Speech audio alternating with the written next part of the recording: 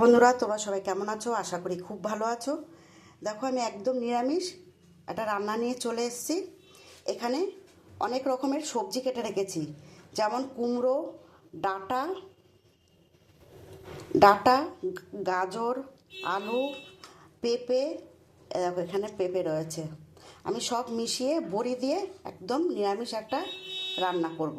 তা শেষ পর্যন্ত ভিডিওটা দেখতে থাকো। আমি কড়াইয়ের মধ্যে তেল দিয়ে দিয়েছি। আমি বড়িটা ভেজে নেব। বড়িটা ভাজা হয়ে গেছে, এবার আমি তুলে নেব।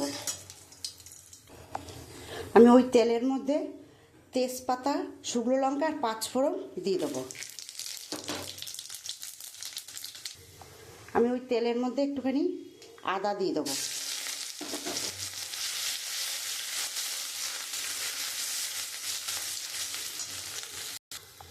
আমি যে সবজিগুলো কেটে রেখেছি আমি এগুলো দিয়ে দেবো। আমি একটুখানি লাল লাল করে একটু ভেজে নেব।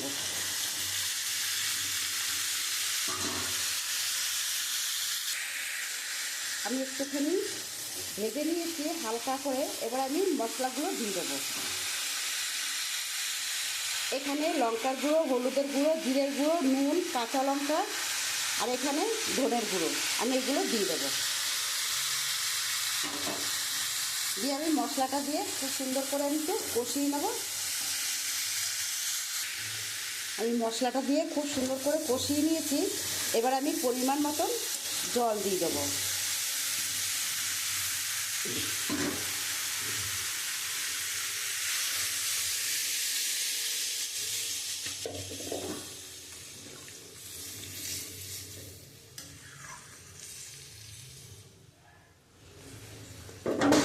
এবারে ঢাকা দিয়ে দেবো।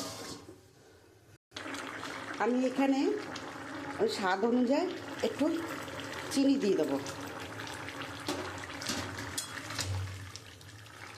আর একটু হবে।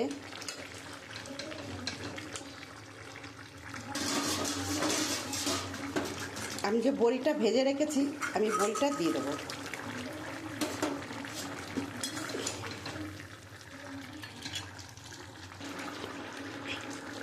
এবারে আমি নামিয়ে দেবো।